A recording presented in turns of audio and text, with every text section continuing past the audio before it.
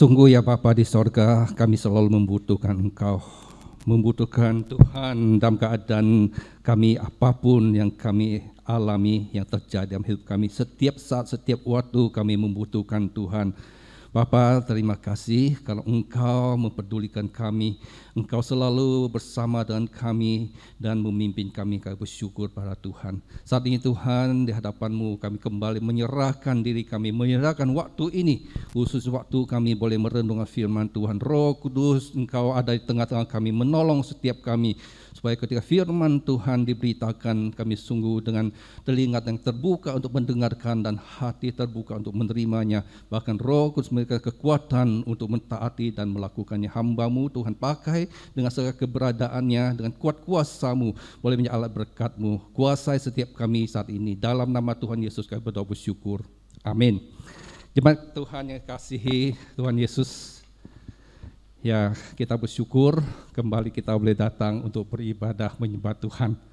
Walaupun pagi ini kita harus sedikit berjuang saudara-saudara ya, karena cuaca cukup menantang kita untuk hadir beribadah atau tetap lebih baik kita di rumah saudara ya. Toh di rumah juga bisa beribadah gitu ya. Tapi bersyukur saya melihat jemaat Tuhan di sini cukup rindu untuk bersama-sama bersekutu menyembah Tuhan di gereja Tuhan ya, walaupun cuaca kurang baik, sebagian ya hampir penuh kursinya ya, kita tetap datang untuk beribadah menyembah Tuhan.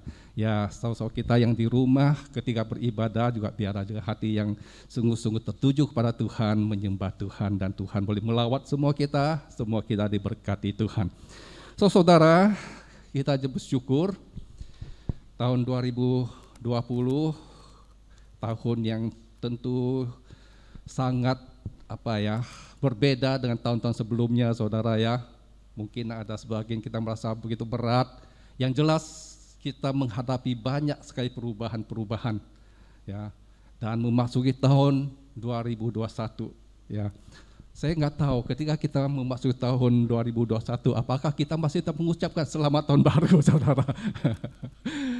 Ya, tentu saja kita tetap mengucapkan selamat, karena memang kita mengharapkan supaya hari-hari yang Tuhan masih berikan kepada kita, kita tetap dipelihara Tuhan, tetap diberikan keselamatan. Tapi kita bersyukur saudara, di dalam Kristus kita sudah ada keselamatan, ya, keselamatan kekal, keselamatan yang jangan kita lupakan, yang paling berarti dan berharga untuk kita.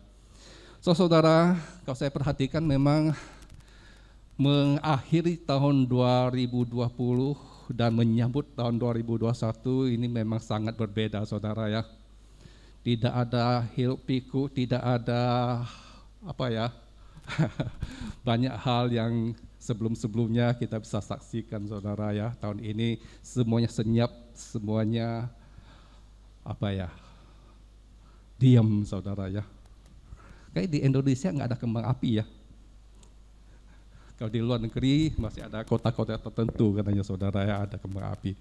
Memasuki tahun yang baru saudara, khususnya kita di GKI Singkawang cukup suram saudara ya, karena kita menghentikan ibadah kami 2 minggu, termasuk minggu ini kita belum ada ibadah ya.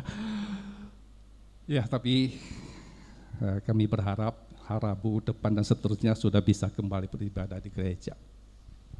Saudara, memasuki tahun yang baru ketika kita mengharapkan sesuatu yang lebih baik terjadi, tapi ternyata banyak hal-hal yang buruk yang kita tidak pernah duga itu terjadi saudara ya. Ya mungkin kita juga bersyukur saudara, kita yang hadir saat ini ya, di tengah duka cita yang menimpa ada berapa puluh keluarga, tidak termasuk di antara kita yang punya keluarga di sana saudara ya. Tentu tidak ada yang menduga ya, kemarin ada pesawat yang mengalami kecelakaan dan tujuannya di Pontianak lagi saudara ya. Kita perlu berdoa untuk keluarga-keluarga yang berduka supaya mereka tetap teguh, khususnya untuk anak-anak Tuhan ya, biar tetap setia kepada Tuhan. Nah saudara, untuk merenungkan firman Tuhan pagi hari ini, saya ajak kita untuk membaca dalam Alkitab kita di kitab Yosua. Yosua pasal 1 ayat 1 sampai 9. Ya. Kitab Yosua pasal 1 ayat 1 sampai 9, demikian bunyi firman Tuhan. Sesudah Musa hamba Tuhan itu mati, berfirmanlah Tuhan kepada Yosua bin Nun abdi Musa itu dengan demikian, hambaku Musa telah mati, sebab itu bersiaplah sekarang, seberangilah sungai Yordan ini, engkau dan seluruh bangsa ini menuju negeri yang akan kuberikan kepada mereka, kepada orang Israel itu. Setiap tempat yang akan diinjak oleh telapak kakimu, kuberikan kepadamu, seperti yang telah kujanjikan kepada Musa. Dari padang gurun dan gunung Libanon yang sebelah sana itu sampai ke sungai besar, yakni sungai Efrat, seluruh tanah orang Het sampai ke laut besar di sebelah matahari terbenam, semuanya itu akan menjadi daerahmu. Seorang pun tidak akan dapat bertahan menghadapi engkau seumur hidupmu. Seperti aku menyertai Musa, demikianlah aku menyertai engkau. Aku tidak akan membiarkan engkau dan tidak akan meninggalkan engkau. Kuatkanlah dan teguhkanlah hatimu, sebab engkaulah yang akan memimpin bangsa ini memiliki negeri yang kujanjikan dengan bersumpah kepada nenek moyang mereka untuk diberikan kepada mereka. Hanya kuatkan dan teguhkanlah hatimu dengan sungguh-sungguh. Bertindaklah hati-hati sesuai dengan seluruh hukum yang telah diperintahkan kepadamu oleh hambaku Musa. Janganlah menyimpang ke kanan atau ke kiri, supaya engkau beruntung kemanapun engkau pergi. Janganlah engkau lupa memperkatakan kitab Taurat ini, tetapi renungkanlah itu siang dan malam, supaya engkau bertindak hati-hati sesuai dengan segala yang tertulis di dalamnya. Sebab dengan demikian perjalananmu akan berhasil dan engkau akan beruntung. Bukankah telah kuperintahkan kepadamu, kuatkanlah dan teguhkanlah hatimu, janganlah kecut dan tawar hati, sebab Tuhan Allahmu menyertai engkau kemanapun engkau pergi. Saudara, bagian firman Tuhan ini mengisahkan kepada kita bahwa dalam hidup Yosua dan bangsa Israel sedang menuju satu perubahan dari sebelumnya. Saudara, mereka sudah dipimpin Tuhan, ya, di bawah kepemimpinan Musa menyeberangi Laut Teberau, kemudian 40 tahun menjelajahi padang gurun, dan sekarang mereka sedang memasuki tanah perjanjian. Tapi saudara, kembali di sini, ya, sebelum mereka memasuki tanah perjanjian, pemimpin mereka, Musa, yang sudah memimpin mereka puluhan tahun ini, dikatakan sudah meninggalkan mereka, mati. Dan saudara, kemudian Yosua lah yang dipercayakan untuk melanjutkan kepemimpinan Musa, untuk memimpin bangsa yang besar ini untuk masuk ke tanah perjanjian. Saudara, kalau kita perhatikan ayat ini memang ditujukan kepada Yosua, seorang pilih Tuhan untuk menggantikan Musa memimpin bangsa Israel untuk memasuki tanah perjanjian, meneruskan pemimpinan Musa. Dan saudara, kalau kita perhatikan di sini, ya, dalam 9 ayat ini ada 3 kali Tuhan beritahukan kepada Yosua. Ada 3 kata, 3 kalimat, yaitu apa saudara? Ayat 6, ayat 7, ayat 9.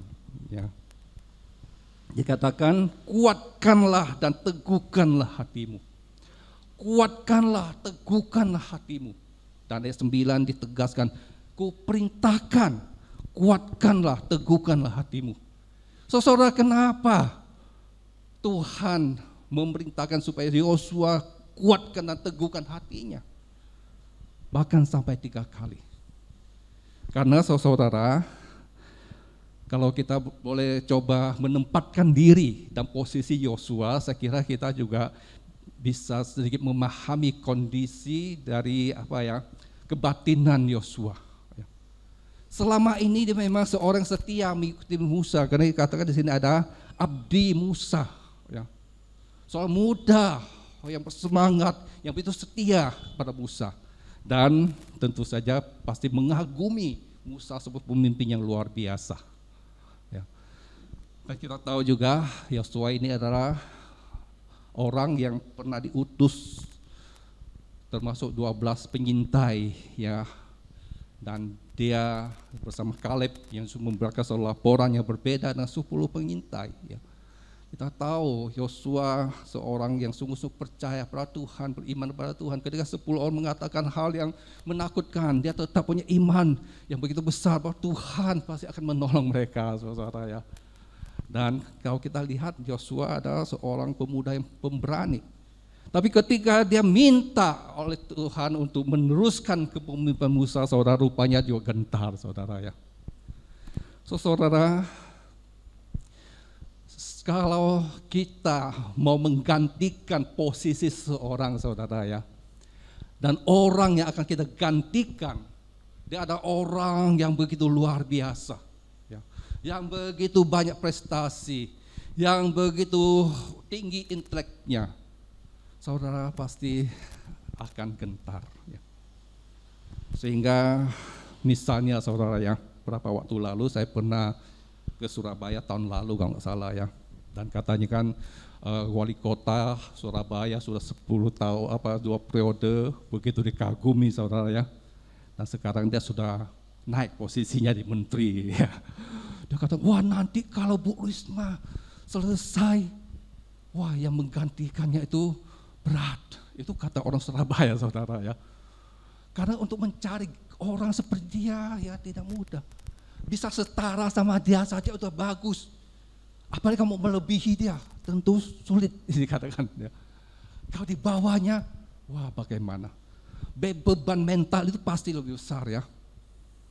Saya kira setiap kita mau memimpin sesuatu, ketika menggantikan seseorang yang pernah memimpin di satu posisi, dan orang itu jauh lebih hebat, pasti yang menggantikan, yang merasa diri lebih kecil, lebih tidak berdaya, lebih tidak sehebat orang yang digantikan akan membuat beban yang berat, akan gentar, akan tawar hati, ya, akan kecut seperti dikatakan di sini ya.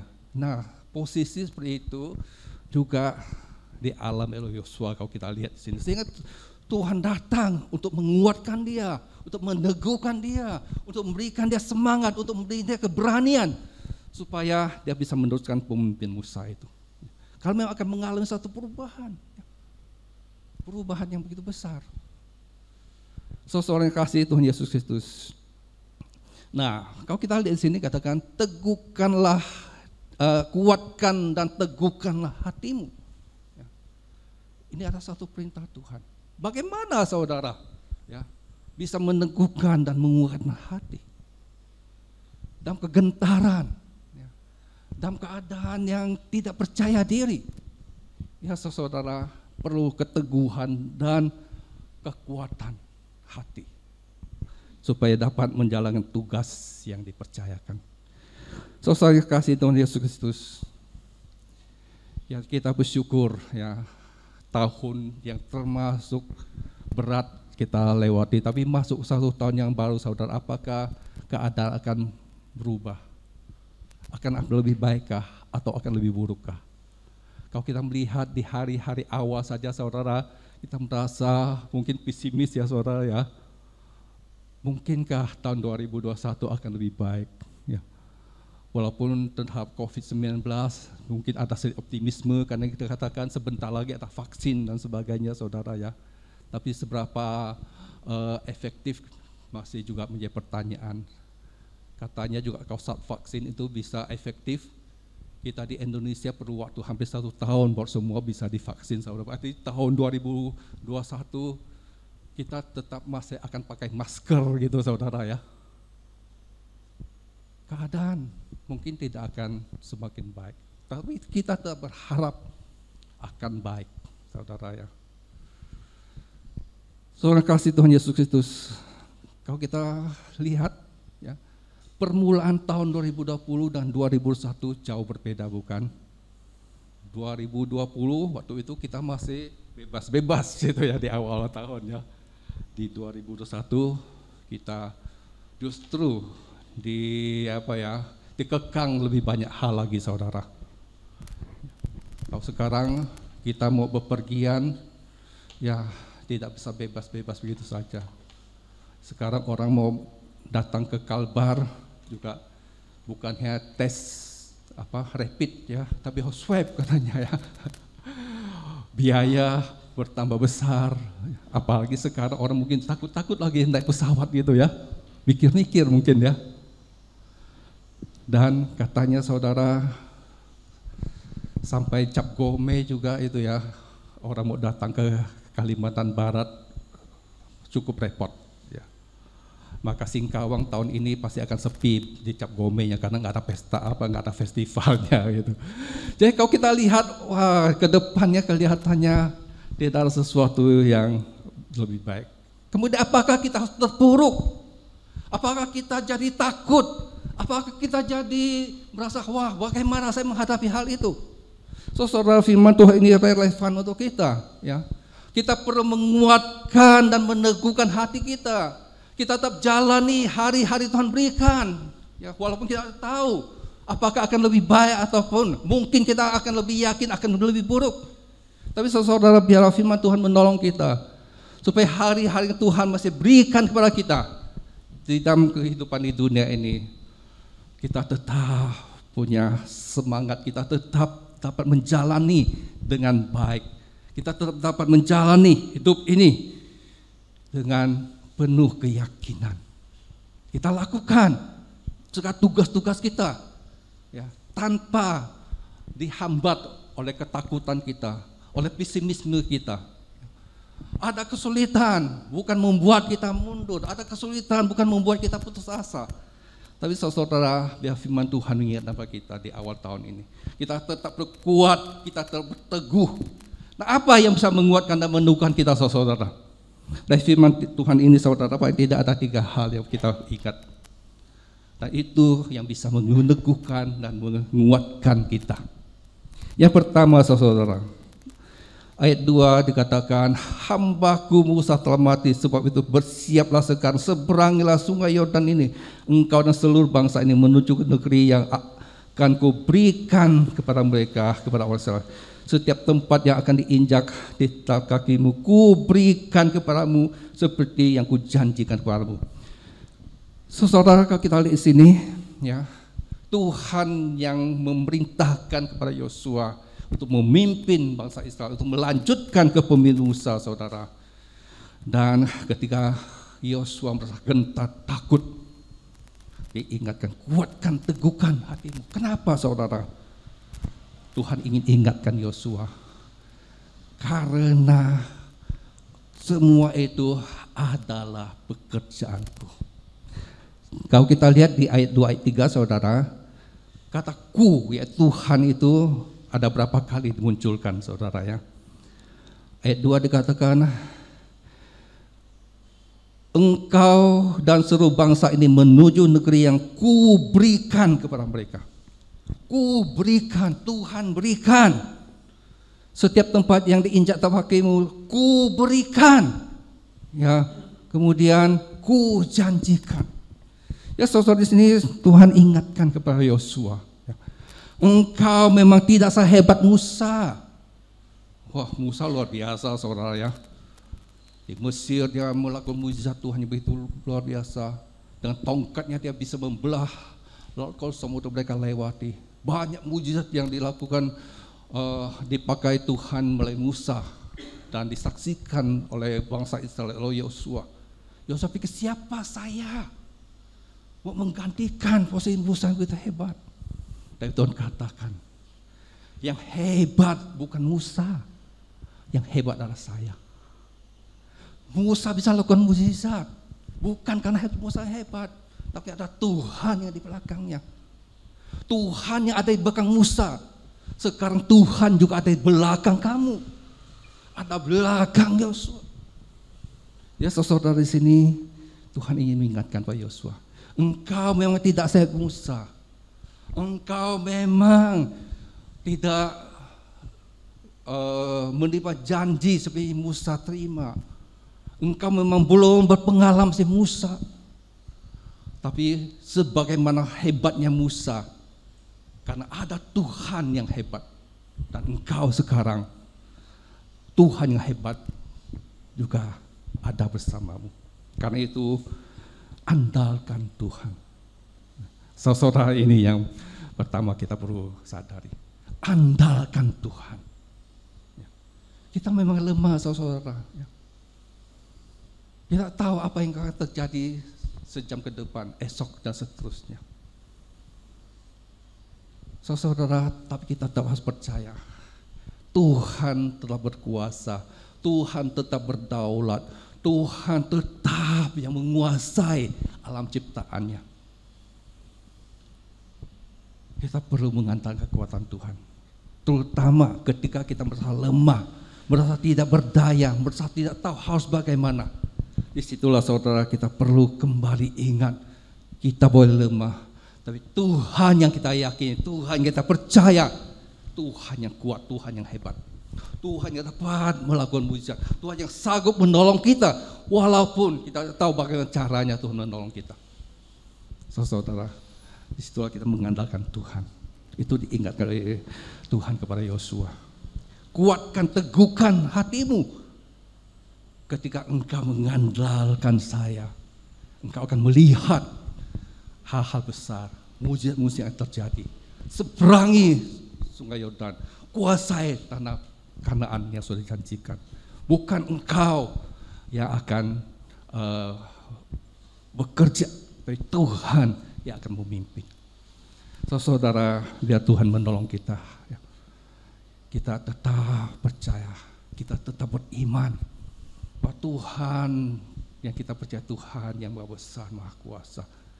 Tuhan yang sanggup memberikan mujizat kepada kita, Tuhan yang sanggup menolong kita, Tuhan yang tahu keberatan kita, dan kita juga tahu apa yang Tuhan berikan pada kita yang terbaik. Saudara,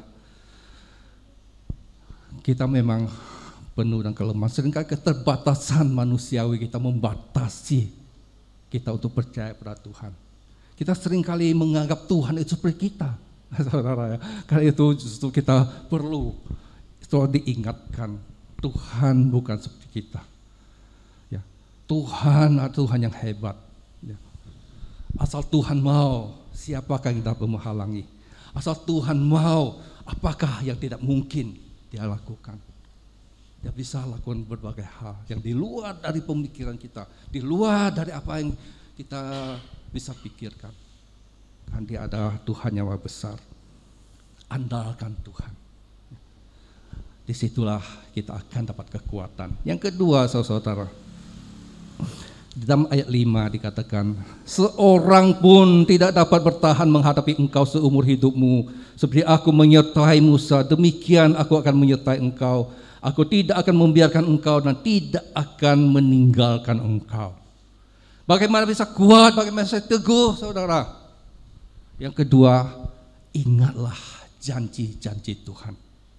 Kalau kita perhatikan di ayat 5, saudara, ya, dikatakan seorang pun tidak dapat menghadapi engkau seumur hidupmu. Janji Tuhan kepada Yosua. Seperti aku menyertai Musa, aku menyertai engkau. Tidak membiarkan engkau dan tidak meninggalkan engkau. Itu janji Tuhan. Janji Tuhan memberikan tanah Kanaan, tanah perjanjian kepada bangsa Israel. Dan sekarang Yosua dipilih Tuhan untuk memimpin bangsa ini untuk mewujudkan janji itu. Dan saudara, untuk mencapai janji itu, Yosua merasa gentar.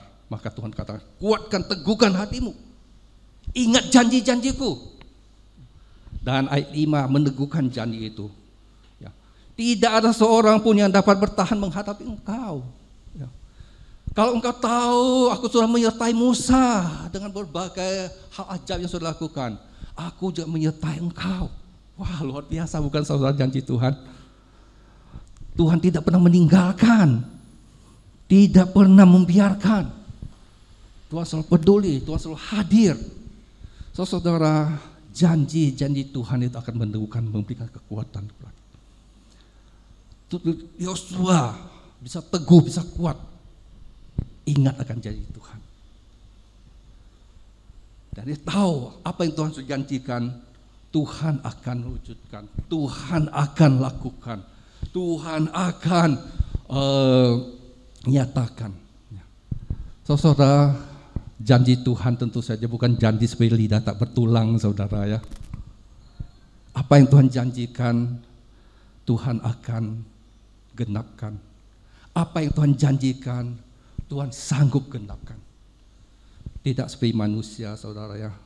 Seringkali kita berjanji, asal berjanji, gampang berjanji, tapi waktu berjanji kita mungkin tidak memikirkan konsekuensinya. Saudara, saya paling paling ngeri gitu ya kalau berhadapan dengan orang yang gampang sekali berjanji, apalagi dia pelupa, saudara ya. Nah, kadang-kadang kalau menghadapi orang seperti itu, dia sudah mengucapkan sesuatu tentu dengan satu keyakinan yang begitu kurang, apakah orang ini bisa mewujudkannya. Saudara, bukan berarti bahwa kita kemudian tidak berani berjanji sama sekali itu, saudara ya. Orang yang tidak berani berjanji sama sekali itu sama buruknya dengan orang yang banyak janji tapi selalu melupakan janjinya. Karena itu, saudara, kita perlu menjadi orang yang ketika berjanji, kita juga tahu kita bisa mewujudkan janji kita. Kita bisa bukan asal berjanji, tapi janji kita pasti akan ditepati. Dan saudara, kita tahu ya, Tuhan sudah berjanji, pasti Tuhan akan tepati. Tuhan sudah berjanji, Tuhan sanggup untuk menepati. Karena itu kita bisa mempercayai janji-janji Tuhan. Saudara, bukankah Tuhan juga sudah berjanji, Dia selalu menyertai kita. Dalam Matius 28 ayat 20. Tuhan yang kita iman nama Yesus Kristus, Dia selalu menyertai kita. Berjanji banyak hal kalau kita lihat Alkitab, saudara. Ya, kadang-kadang apa yang sudah Tuhan janjikan di Alkitab seringkali kita kurang perhatikan, bukan? Kita lebih sering mau mencari janji-janji Tuhan yang baru, yang spesial untuk diri kita sendiri. Tidak salah, saudara. Tapi mari kita lihat dalam Alkitab ada banyak janji-janji Tuhan, dan kita boleh pegang itu. Dan itu bisa meneguhkan dan menguatkan kita. Kalau kita merasa tidak tahu harus berbuat apa, ingatlah janji Tuhan. Tuhan peduli pada kita. Ketika kita merasa sendirian, ingat bahwa ada Tuhan yang menyertai kita. Ketika kita tak berdaya, kita ingat Tuhan menopang kita. Disitulah kita akan terus kuat dan teguh. Dan yang ketiga, saudara, bagaimana bisa kuat dan teguh? Yaitu, saudara, kita jangan lupa untuk memperhatikan firman Tuhan dan juga mentaati firman Tuhan. Di dalam ayat 7 dikatakan, saudara, hanya kuatkanlah teguhkan hatimu sungguh-sungguh, bertindaklah hati-hati sesuai dengan seluruh hukum yang diperintahkan kepadamu oleh hambaku Musa. Jangan menyimpang ke kanan atau ke kiri supaya engkau beruntung kemanapun engkau pergi. Jangan engkau lupa memperkatakan kitab Taurat ini, tapi renungkan itu siang dan malam supaya engkau bertindak hati-hati sesuai dengan segala tertulis di dalamnya, sebab dengan demikian perjalananmu akan berhasil dan engkau akan beruntung.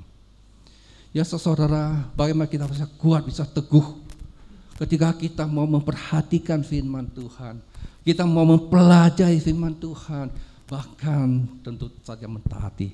Ya. Di sini katakan bertindak hati-hati, bertindak hati-hati. Bagaimana kita bertindak hati-hati, saudara? Kalau firman Tuhan mengarahkan kita. Bagaimana firman Tuhan bisa mengarahkan kita? Kalau kita sungguh mau memperhatikan firman Tuhan. Bagaimana kita bisa bertindak hati-hati? Kalau kita mau mentaati arahan-arahan dari firman Tuhan. Karena itu, saudara, bagaimana kita bisa teguh, bisa kuat kalau selalu ada firman Tuhan dalam hidup kita. Di dalam firman Tuhan kita tahu ada janji-janji Tuhan. Dan firman Tuhan kita tahu disitulah keberadaan Tuhan yang maha besar itu yang menyertai kita. Saudara, kalau kita lihat di sini, selain ada 3 kali kalimat kuatkan dan teguhkan hatimu, saudara, kita juga dapati bahwa bertindaklah hati-hati. Juga ada 2 kali, saudara, ya, katakan ayat yang ke-7 dan ke-8. Bertindak hati-hati, bertindak hati-hati. Bagaimana kita bisa berhati-hati? Kalau selalu ada firman Tuhan dalam hidup kita. Kalau kita selalu memperhatikan firman Tuhan. Saudara, seberapakah kita menyukai firman Tuhan? Saya kira suatu tantangan yang besar kepada kita adalah bagaimana kita tidak menyukai firman Tuhan. Bukankah kalau kita baca berita, baca cerita, baca hal-hal lain, waduh bisa begitu asik saudara ya. Kalau kita disuruh baca Alkitab, mendengar firman Tuhan, mendengarkan khotbah, betapa beratnya. Saudara kira salah satu strategi iblis untuk melemahkan kita, untuk bisa menggoncangkan kita, yaitu ketika kita tidak ada kesukaan terhadap firman Tuhan. Jujur saudara, kalau kita baca Alkitab, berat apa gampang? Satu hari berapa banyak waktu kita sediakan untuk baca Alkitab, baca renung-renung rohani. Sekarang saudara, kalau kita lihat ya, sepanjang hari Minggu khususnya, kalau kita punya kerinduan terhadap firman Tuhan, untuk dengarkan khotbah, wah banyak sekali saudara ya. Bisa sekarang kita ikutin di online. Tapi seberapa kita menyukainya? Mungkin kita bilang, ya sudah, saya sudah ibadah, cukuplah. Puji Tuhan, ya masih ibadah. Tapi mungkin ada banyak orang ya dapat pilihan ibadah, tapi tetap tidak ibadah. Sehingga tidak ada firman Tuhan. Maka gampang sekali tergoncang, gampang sekali untuk tawar hati, putus asa menghadapi kesulitan dan tantangan yang ada. Karena saudara, kita tetap butuh firman Tuhan. Karena di dalam firman Tuhan ada janji Tuhan. Kita bisa mengenal Tuhan lebih dalam. Dan arahan-arahan firman Tuhan menolong kita supaya kita dapat melihat sesuatu dari perspektif Tuhan, bukan hanya dari perspektif manusiawi yang terbatas. Saudara, Tuhan menolong kita saudara. Kita mau sungguh-sungguh memperhatikan firman Tuhan. Di sini juga katakan ada merenungkan firman Tuhan siang dan malam, menyukai firman Tuhan. Dan dikatakan dengan demikian hidupmu akan berhasil. Janji kepada Yosua, engkau akan berhasil. Dan kalau kita lihat selanjutnya saudara, memang tentu saja dengan penuh perjuangan saudara ya. Memang ada penyertaan Tuhan, ada kuasa Tuhan yang menyertai, ada firman Tuhan yang menuntun. Tapi saudara, bukan berarti semua akan beres begitu saja. Ada bagian dari manusia, ada bagian dari Yosua yang harus memimpin bangsa ini untuk menyeberang sungai Yordan, untuk berperang dengan orang-orang ada di tanah perjanjian, untuk mendapatkan tanah perjanjian itu. Saudara, dalam hidup kita ya ada tantangan, ada tugas-tugas yang kita tetap harus kita kerjakan sesuai dengan tanggung jawab kita. Tapi ingatlah, dalam melakukan semua itu ada Tuhan, ada kuasa Tuhan, ada penyertaan Tuhan, ada firman Tuhan yang membimbing kita. Dan itu kira bisa meneguhkan kita, bisa menguatkan kita, bisa memberikan kita optimisme menjalin hari-hari yang Tuhan berikan ya, di tahun yang saya pikir masih tetap berat ini. Tapi ada kuasa Tuhan menyertai kita. Biar kita imani, yang kita tetap dapat menjaga kehidupan ini dengan sewajarnya, ya, dengan penuh optimistis. Ya. Kita lakukan bagian kita, dan Tuhan akan lakukan bagian Tuhan, memberikan kita kekuatan. Tuhan memberkati kita. Mari kita berdoa. Minta Pak Joni boleh berdoa untuk firman Tuhan.